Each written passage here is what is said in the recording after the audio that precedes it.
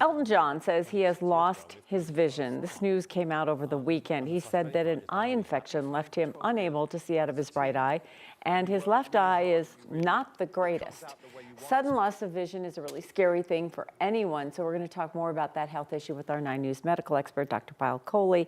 So when you say infection, it can be a whole host of things. You know, as soon as I heard that, Kim, I thought of a whole host of things. You can have bacterial infections where you get bacteria in your eye that can happen more in people immunocompromised or diabetics, viral infections like herpes, HIV that can cause problems, STDs like chlamydia can do it, fungal infections, even tuberculosis in the eye. So when you get an infection in the eye, it creates inflammation, which causes scarring and damage. Does age come into play here? You know, would a 25-year-old have a better chance of either fighting off infection or not having impact his vision as much as maybe someone Elton John's age? Well, you know, age plays a factor in our immune system function, and our eye is a very sort of, it's a separate immune compartment because it interacts directly with the external environment. We don't think often about it, but it's got direct interaction. So the immune system of the eye is a very special thing. So certainly as we get older, our immune system doesn't work as well. We get more susceptible to infections and to the side effects of those infections as well.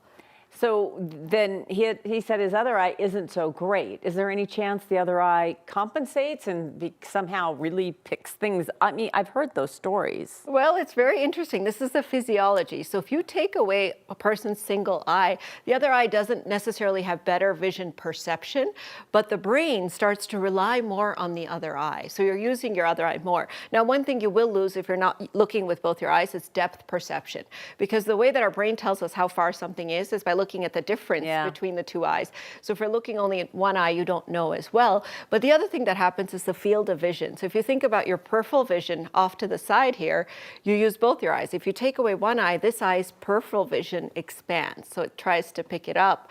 So yes, in a way, the other eye sort of tries to make up, but it doesn't really get stronger. The brain just relies on it more. I get the feeling sometimes when I hear about something like this with an infection, you're talking about maybe it is in the eye or somewhere else, but let's say it's in and around the optic nerve.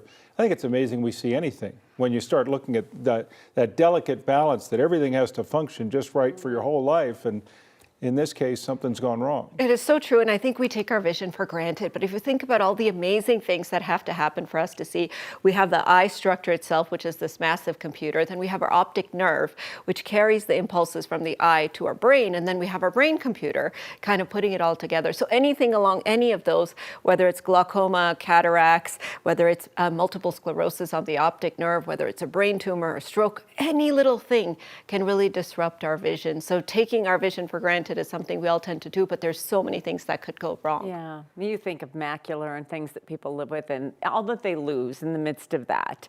I guess the other senses do pick up.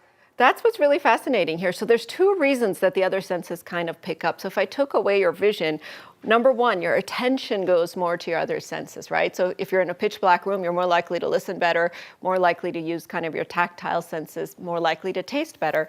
But the second is actually something called neural plasticity. So over time, that part of your brain is not working. So the brain says, okay, well, let me use this part for something else. So if you take away the visual cortex, which is in the back part of our brain, the brain starts to grow neurons that then do something else. Usually the other senses can kind of pick up. So you often hear, he's a musician, right? Elton John, and you can hear that musicians that don't have a sense of sight can often be really, really stellar musicians because they listen better. I always think of humans, though, relying on all the senses. Sight is the paramount one. That's the one we trust the most. Our friend, Dr. Kevin, the veterinarian, says, I was asking about dogs. He goes, no, dogs trust their nose. They can smell around the corner. Yes. But with us, it's eyes, it's eyesight. Well, so it means and a lot. you know, Tom, the idea of having vision and then losing it, it's one thing if you've not kind of used to the vision. We have little kids who lose their eyeballs, you know, from retinoblastoma or what have you, and they grow up that way. But having the vision and then losing it is such a loss. More traumatic.